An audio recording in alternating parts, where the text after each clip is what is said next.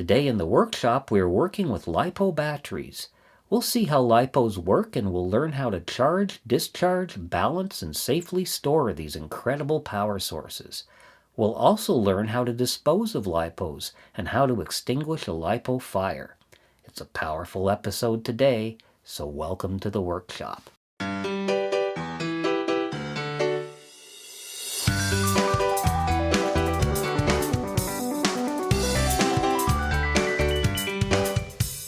Well, hello and welcome to the workshop and to a bit of a different episode of the DroneBot workshop. Different in the sense that we aren't going to be using any microcontrollers or microcomputers. There's no wiring involved. There's no coding involved. Today we're going to be looking at batteries. Now, I know you're probably thinking that batteries aren't really that exciting a topic, but LiPo batteries are actually one of the greatest technical advances in the last 20 years, and they've made possible all sorts of devices, everything from mobile phones to quadcopters, depend upon these batteries because of their incredible power to weight ratio.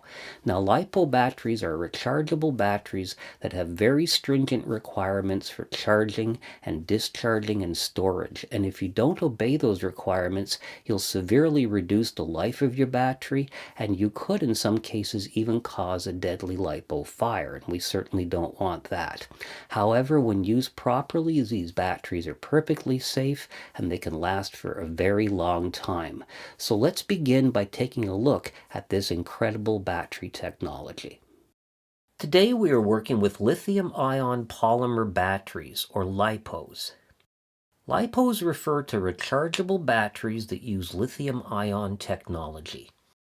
These batteries use a gel polymer instead of a liquid electrolyte, as found in other lithium cells. LiPos provide a higher specific energy, or energy unit per mass, than other lithium-based battery technologies. They're used where weight is critical. Applications for LiPos include mobile devices, radio-controlled aircraft, robotics, and some electric vehicles. Lithium batteries depend upon the reversible storage of ions, a technique pioneered in the late 1970s. The first lithium-ion cell was developed at Oxford University in 1980. Sony produced the first commercial lithium-ion batteries for their camcorders in 1991. In 1999, Ericsson produced the first LiPo batteries for use in their telephones. A LiPo battery is made up of an anode, cathode, and separator. It is filled with an electrolyte and has two current collectors, positive and negative. The anode and cathode store the positively charged lithium ions. While the battery is discharging and providing an electric current, the anode releases lithium ions to the cathode, generating a flow of electrons from one side to the other. When the battery is charging, the opposite happens. Lithium ions are released by the cathode and received by the anode. As with any battery, a LiPo battery consists of one or more cells. Each cell has a nominal voltage of 3.7 volts. The nominal voltage is the default or resting voltage of the cell. The fully charged cell voltage is 4.4 volts. The minimum safe charge voltage is 3 volts. Within the battery, the cells are combined in series. The number of cells in the battery is the battery's S rating. A 2S battery has 2 cells, therefore it has a 7.4 volt nominal output. A 3S battery has 3 cells for an 11.1 volt nominal output. The cells can also be wired in parallel. The P rating is applied to cells that have parallel cell banks. The configuration illustrated here is the 2S2P configuration, 2 cells in series and 2 parallel banks, and has a total of 7.4 volts. This configuration is no longer very common, as improved performance in individual cells make parallel cells unnecessary. The battery capacity of a LiPo battery is measured in milliamp hours. The discharge rating, or C rating, of the battery can be multiplied by the battery capacity to determine the maximum amount of current that you can safely draw from the battery. Another way of interpreting the C rating is that it specifies how quickly the battery can be discharged. The maximum charge rate is also specified as a C rating. Multiply this by the maximum capacity of the battery, and you can determine the maximum charge current that you can apply safely to the battery. The specifications of a LiPo battery can be found on its label. You'll find the discharge rating, the capacity, the cell count, and the nominal output voltage. On some batteries, you'll also find the charge rate, but this is not always specified on all LiPo batteries. Another very important rating is the internal resistance, or IR. This is measured in milliohms. The internal resistance is a measurement of the efficiency of the cell.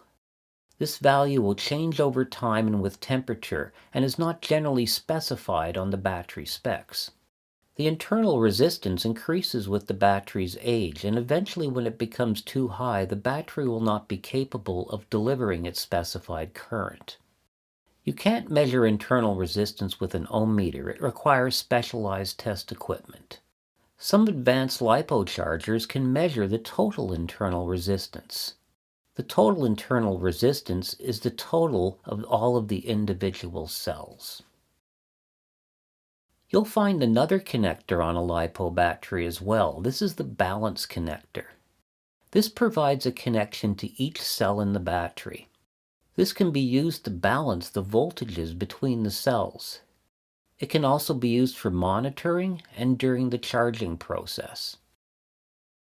The power output of LiPo batteries uses a number of different connectors. The Dean's connector is probably the most popular LiPo connector. It's used in model airplane and quadcopters, as well as RC vehicles. XT60 connectors are becoming very popular, and they are easy to solder than Dean's connectors. There are also larger XT90 and smaller XT30 connectors that have the same style. The EC3 connector was made for Horizon Hobby and is very popular for RC aircraft. Traxxas connectors are very popular with RC cars and trucks, and they're very easy to assemble. Anderson power poles are an older style of connector and were originally designed for ham radio applications. They're not used too often these days due to their size. Tamiya connectors are essentially Molex connectors, and they're not used much anymore as they have very poor performance. The most popular type of balance connector is the JST-XH plug, which we've seen in several different electronic applications. Some LiPo batteries also use the Thunder Power or TP plug for their balance connector. So now that we know the basics of how LiPo batteries work, it's time to take a look at a few of them and start working with them. Now here are a couple of LiPos that I'm going to be using in a project that I'm building, so I wanted to show them to you. They are slightly different, although as you see they are approximately the same size. Now this first one over here is a 2-cell LiPo battery, and not sure if you can read the writing on there, but it says 2S. That indicates it's 2 cells, 7.4 volts, which is what a 2-cell battery will give when it's fully charged, and 70C, which indicates that it can be discharged at a rate of 70 times its milliamp hour rating, which is 5100 milliamp hours or 5.1 amperes. Now on the battery you'll see 2 connections that are coming out, and this is the actual power connection. It's going to what's called an XT60 connector, and this connection over here is for balancing and monitoring the individual cells. And so there are 3 pins on this, and that is a common pin plus the 2 cells. Now this battery also is encased in a plastic shell, so it's a bit more durable, and right now it is in perfectly good shape, so the shell is very nice. If this battery started to expand, the shell would start to crack on the side over here, and that would be an indication that we could no longer use it. Now this one over here is a similar battery, except this is the 3-cell battery, and this one isn't in a hard shell. This is a soft shell one, so you can actually see the 3 different different cells over here. It's again rated at 11.1 volts because we've got 3 cells, and 5200 milliamp hours, so it's a very similar rating here. This is rated at 50C, so I could draw current from this at 50 times that, although in my application I'm not going to come anywhere near that. And again, it's got the same type of connector, the XT60. Of course, you can get batteries with different connectors like the Dean's plug. And it also has one for monitoring. You'll notice it has has an extra wire. It's got 4 wires, and this one is 3. You can tell the number of cells basically by the number of wires over here, because it's the number of wires minus 1, and those are used to monitor the internal cells. And these are batteries, as I said, that I'm going to be using in a project that I'm working on right now. Now here are a couple of accessories that you can use when working with LiPo batteries, and some of these are very useful to have. Now the first one is a capacity controller. It's basically a multimeter, but it's a lot easier to use than a multimeter, and it's set up for a number of different types of batteries, not just LiPos. And what you do with this device is you connect it over to the charging monitor, and it'll give you the total voltage here, and you can step through the individual cells and you can see what the voltage of the cells are. Now this battery is currently in storage mode, so the cells are at 3.8 volts, and it's only sitting at 1/3 capacity right now. Now this is very useful to have out in the field because, as I said, it's a lot easier to use than having to try to use a multimeter to do all of this, and they're very inexpensive. I'd highly recommend you get one. Now, another device that's along the same lines is this one over here, and there's going to be a sound when I connect this up. This is meant to be used inside your model, and you will mount this in the model so that you can monitor the voltage while it's running. And as you can see, it cycles through all the different cells right now. It's not quite as accurate as the other device, but it's accurate enough. But what's useful about it is that beeping sound that you heard. That's an alarm that's going to get triggered if an individual cell voltage drops below 3.6 volts. And that's very important. You don't want to run the cell any lower than that. It's time to take the battery out and change it or balance it. And so by putting this inside your model, you'll get a very loud sound. There's actually 2 alarm sounders on here, and that will let you know that it's time to do something about your battery. Now, when working with things like this, these can be useful. These are extension cables that basically just extend the cell monitor out, and it can be useful inside your model when you're trying to mount a device like this a little bit further away from the battery. It can also be useful during the charging process as well. If you've got your battery sitting inside some protected area, you could extend the leads with something like these. And these are very inexpensive, as you can see, they come in different sizes. I've got everything from the 2S to 6S over here right now. Now, this is a very handy device when you're first setting up your project with a LiPo battery. As you can see from the back, it just has an input and an output. It goes this way as well because it's got both the XT60 and XT30 connectors, and you can get these devices with Dean's plugs or other battery plugs as well. What this is a very fast-acting fuse, and it's not meant to be permanently mounted in your model. Instead, when you first put everything together, you would use this just to ensure that you don't have a dead short, because a dead short across a LiPo battery is not something that you want to experience. And if you do have a short, the fast-acting fuse will blow and you'll be alerted to the problem, and you can go and troubleshoot it. So I'd highly recommend you use one of these when first powering up with a LiPo. This is just a simple voltage tap. It allows you to take a low current output from your battery and send it to a couple of DuPont pins, and it's a lot easier than soldering everything up. And a lot of these devices like this and the other 2 I'm about to show you are things you could build yourself, but because you can buy them already soldered up and sealed up and everything, it's quite useful. This is another device like that, and this just splits the battery output into 2 different outputs, which can be very useful. And this one over here does the opposite. It allows you to connect 2 batteries in parallel. Now, if you're going to do that, you need to be very careful. Personally, I try to avoid that, but you can do it. You just have to make certain that both batteries are at the same level of charge. You want to avoid a situation where one battery tries to charge the other battery. And if you're careful, you can indeed run LiPos in parallel. And so there you go, a few accessories you can use when working with LiPo batteries.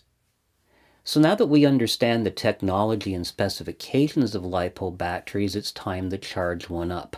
Now, LiPo chargers, as you might expect, have to be specifically made for LiPo batteries, and there are a wide variety of these types of chargers to choose from. Some of them are powered from AC power, and some of them are powered from DC power, such as a car or truck battery, so that they can be used out in the field. So let's go and take a look at what it takes to charge a LiPo battery. The requirements for charging LiPo batteries are pretty strict. LiPos must be charged with the LiPo-specific battery charger. If you're using a multi-use charger, it must be set to lithium polymer.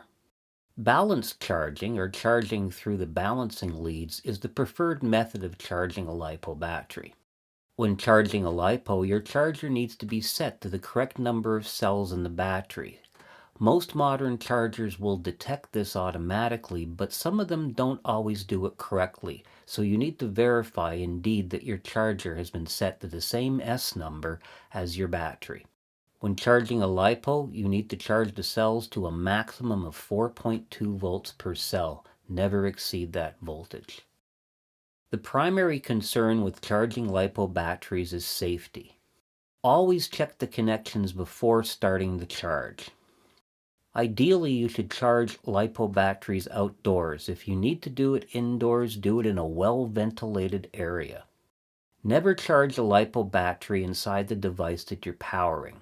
Always remove the battery and charge it independently. Make sure that you put the battery onto a non-flammable surface when you're charging it. Never ever charge a battery that has been damaged or that has ballooned. It can start a LiPo fire. Absolutely never short-circuit the output connector of a LiPo battery during charging or at any time during its use. Always have a fire extinguisher nearby when you're charging a LiPo battery.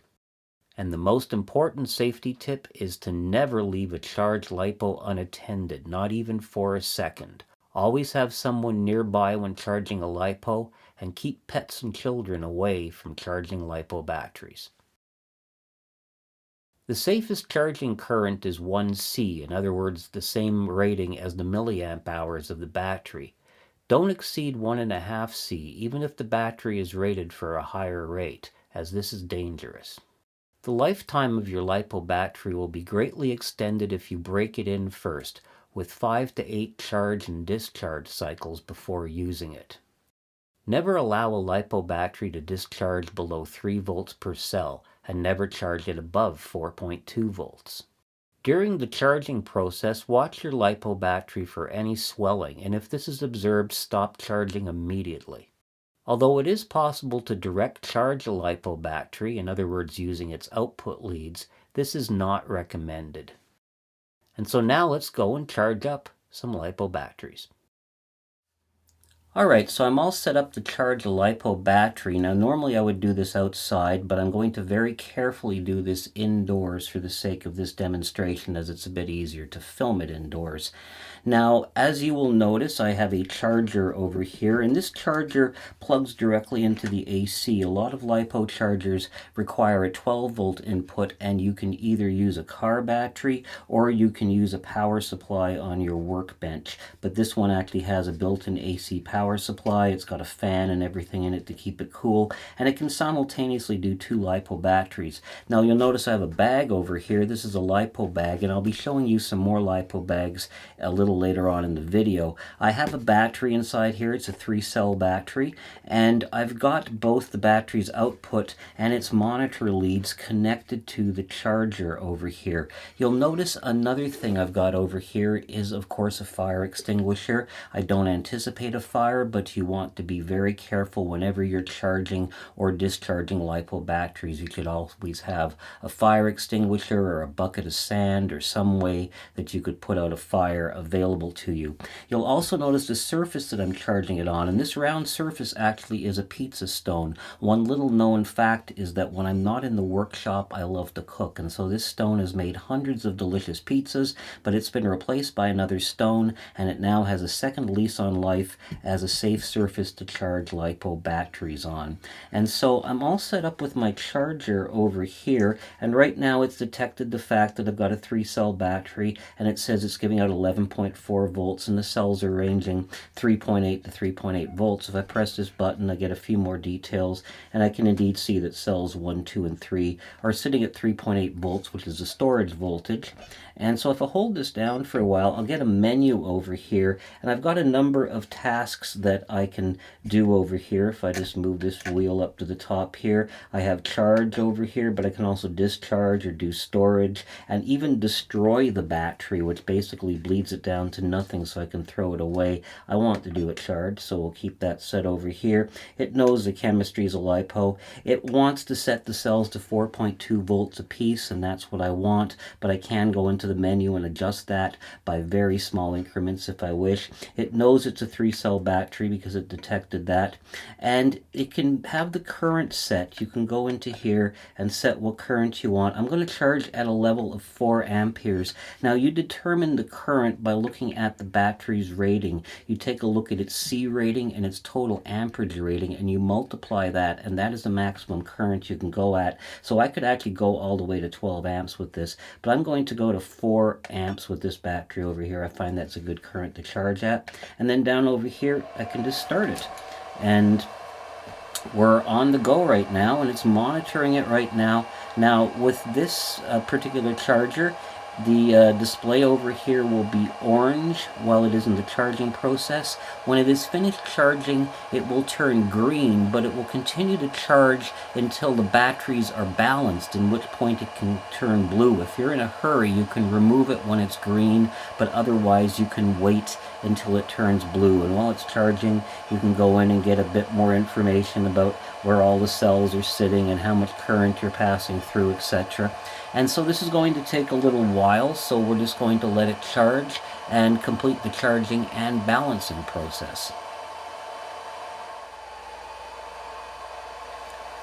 Okay, if you can take a look at this, we are very close to the end of our charging cycle now. We've been running for about 49 minutes. We're at 99%. We stay at 99% for a long time, but the battery voltage is up to 12.6 volts. It also is telling us that the cells are getting balanced out at about 4.2 volts. I can hit over here for a bit more information on that. It's also giving us a milliamp hour rating on the battery. And so any moment now we should be turning green, but as I said, it stays at the 99% mark for quite some time.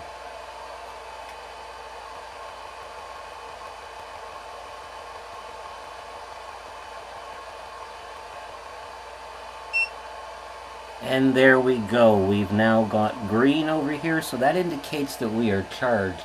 And if we wanted to, we could take the battery and disconnect it and go and use it right now, but it is still performing a function where it balances all of the cells. It tries to get all of the cell voltages to exactly the same voltage, to exactly 4.2 volts in this case. So we have to leave this a little while longer, and when it finishes that, the display will turn blue, and then we are done.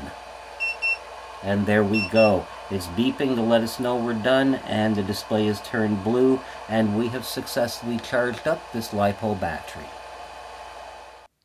So now that we've charged up our LiPo battery, we can put it to use. But even while we're putting it to use and discharging it, there's another thing we need to take into consideration, and that is balancing the battery.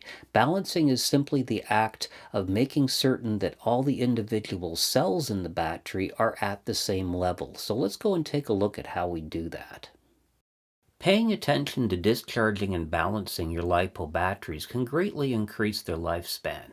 Now, LiPo batteries will discharge during use. After all, that's the purpose of having the battery in the first place. However, the cells in the LiPo will not always discharge at the same rate. If you allow the battery to become unbalanced, it'll reduce its lifespan, and it also wastes energy.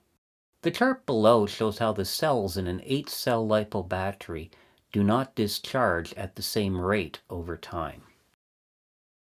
The best way to keep the cells balanced in a LiPo is to monitor them during use. You certainly never want to allow the cells to drop below 3 volts. A great way of doing this is with an inexpensive monitor with an alarm. I showed you one of those a little earlier in the video.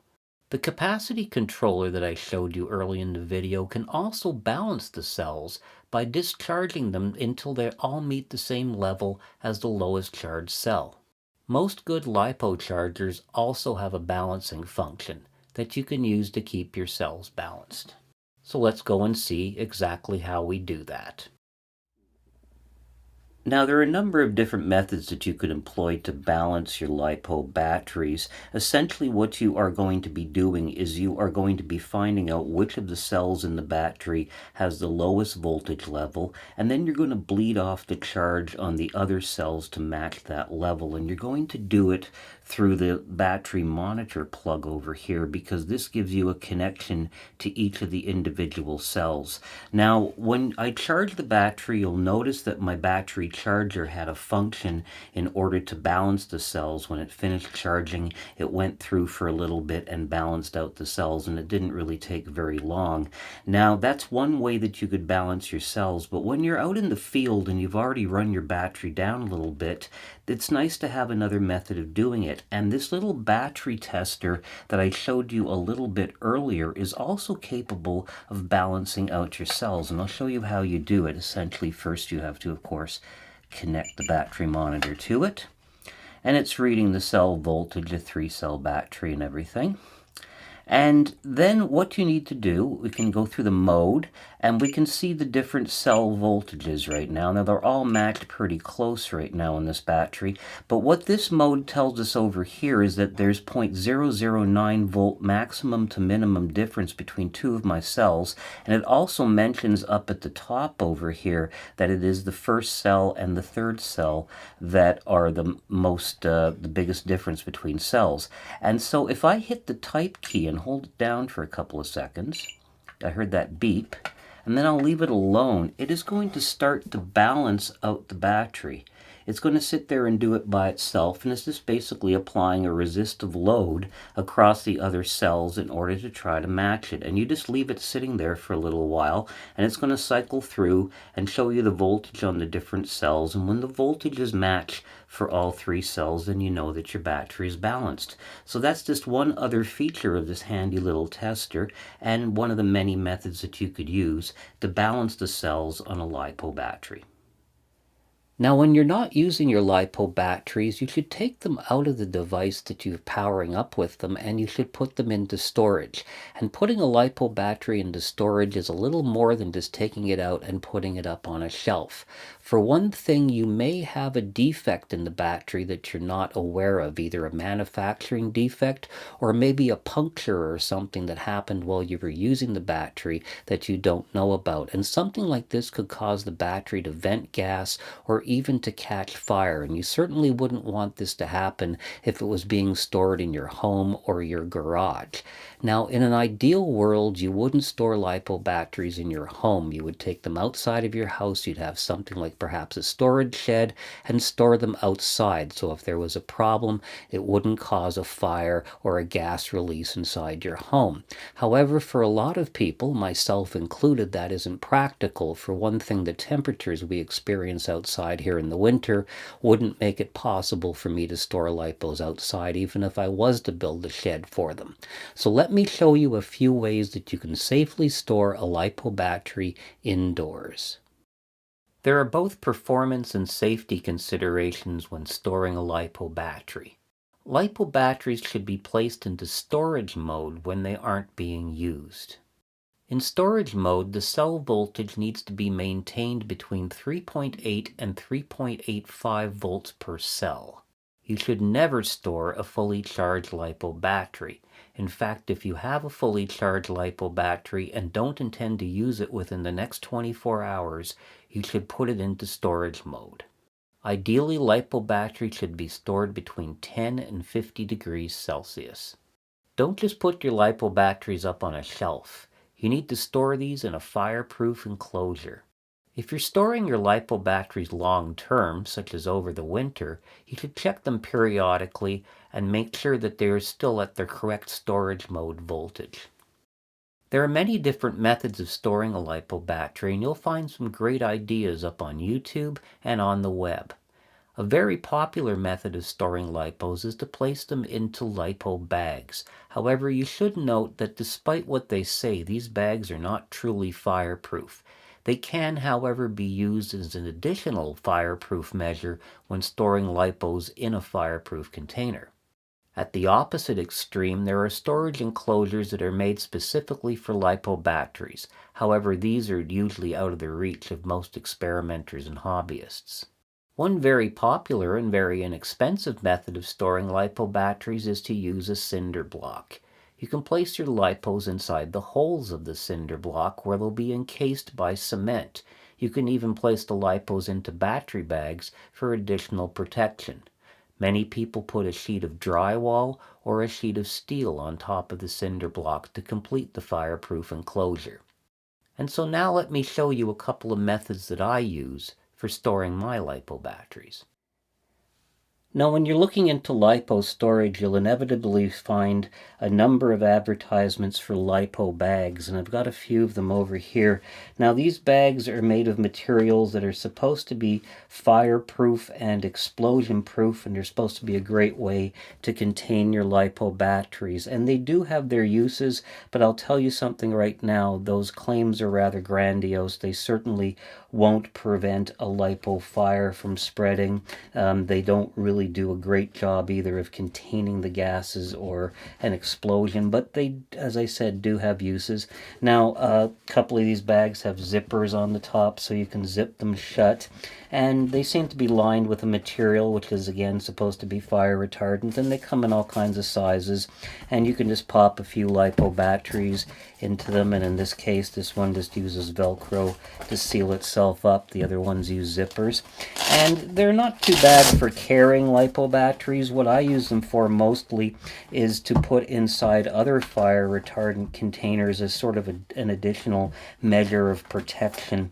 Now, this one over here you saw a little bit earlier. I used this one when I did some battery charging, and I like it because it's got this little opening on the side over here with Velcro, so you can put your battery in, zip the top, and then just have your charging leads coming out over here and contain the battery in that. And it adds a small measure of protection while you're charging, although as you'll also notice I had a fire extinguisher on hand. So again, these are a little bit overrated as to what they can really do, but they still are handy to have around. They're not very expensive, and I suggest for transporting LiPos and for charging LiPos that you pick a few of these things up. Now, a very popular method of storing and transporting LiPo batteries is to use an ammo box, and you can get these at sporting supply stores. You can also get them on Amazon, which is where I got this one, and they come in a variety of sizes, and they're really nice because they're made of very heavy-duty steel, so they will contain a fire. Now, if you're going to use one of these boxes, there's one important thing you need to do when you get it, though. When you first get the box, there will be a rubber seal around here on the lid, and the rubber seal is there to keep the box airtight and waterproof. But for storage of LiPos, that's the last thing that you want, because you don't want it airtight. If the LiPo happens to vent some gases, you don't want the gases building up in here, because if they ignite, you've literally created yourself a bomb. Now, I've got a battery bag inside here, and yet another battery bag inside there with some LiPo batteries in them. And I've got them stored into here, and again, this is a great way to transport LiPos, but you can also use it as a long-term storage container. And they're not very expensive, and they're certainly a step up from using just a battery bag. So I would highly recommend that you pick up an ammo box and modify the lid on it and use it for storage and transport of your own LiPo batteries. Now I wanted to show you the method that I use for storing my LiPo batteries, and this is something I put together myself that you could easily put together as well. Now, as you can see, I've got a toolbox over here, and the key thing about this toolbox is it is a steel toolbox, and of course steel has excellent fire retardant properties.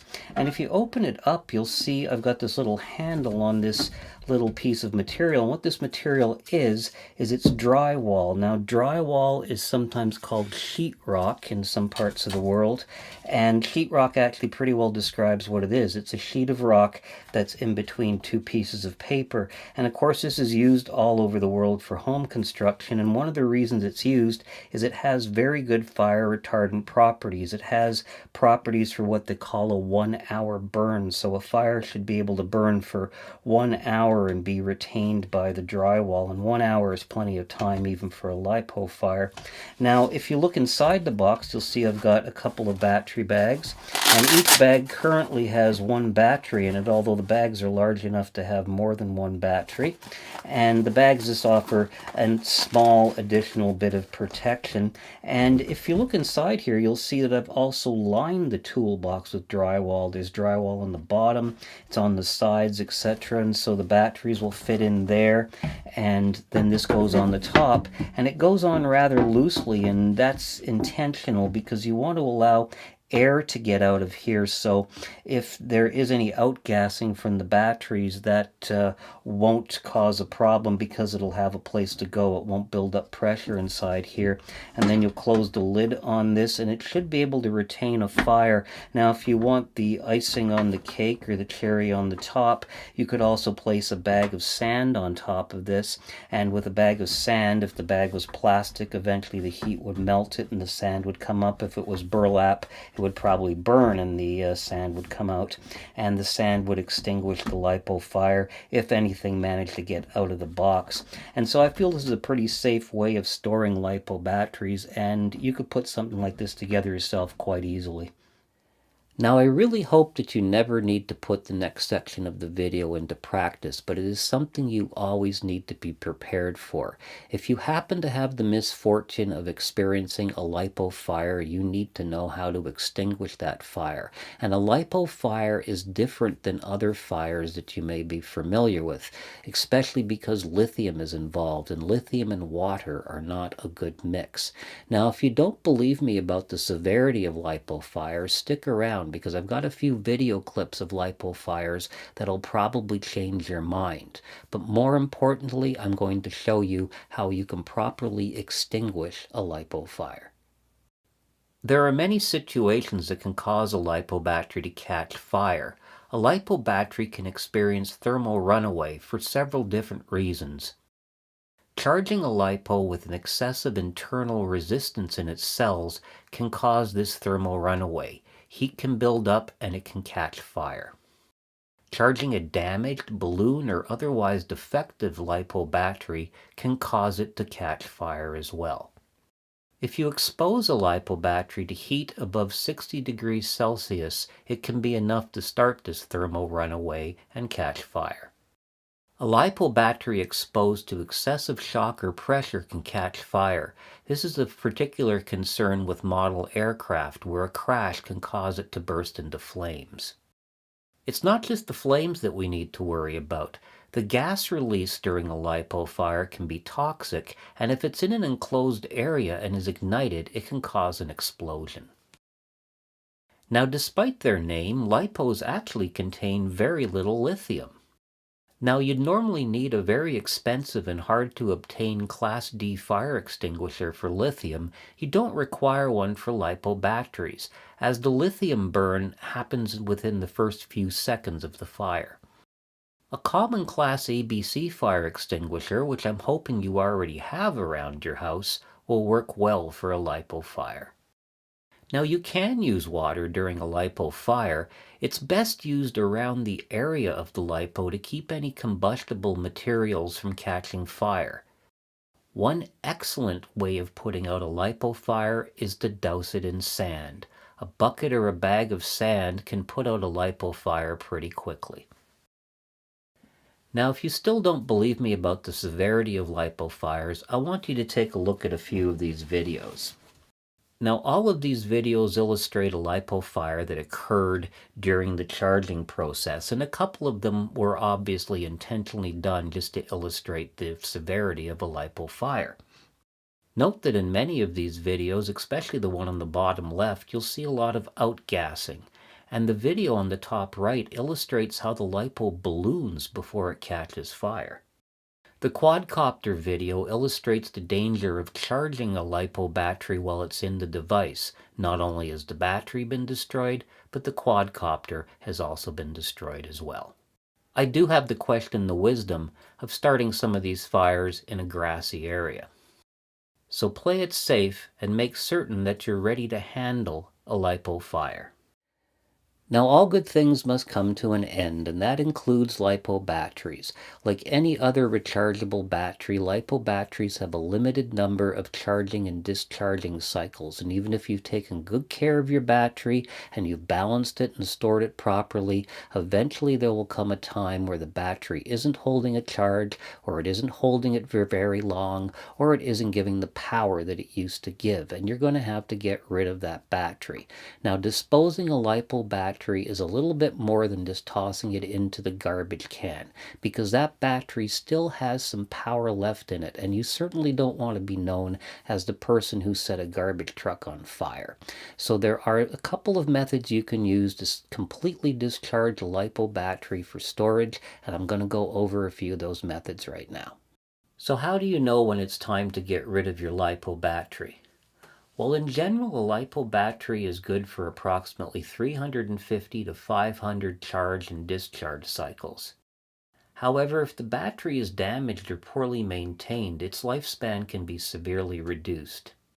A really good indication of your battery's health is to measure its internal resistance and track the measurements. When it gets too high, you'll notice that the battery gets warm when it's getting charged, and it should be replaced. If your battery becomes ballooned or deformed in any way, it should definitely be disposed of. You also may want to dispose of your LiPo when the performance becomes poor, when it won't hold a charge, or when you're unable to balance the cells. Now, before you dispose of your LiPo, it must be completely discharged. Some chargers, such as the one I showed you earlier, have a discharge or destroy function, and you can use this function to discharge the battery. Another method of discharging a LiPo is to use a tail light bulb with some wires connected to it. Connect this across the output of your LiPo, let it sit there, and completely drain. Now, many experts recommend that after you've done this, you immerse the LiPo in a salt water bath for at least 24 hours. This will completely discharge the battery.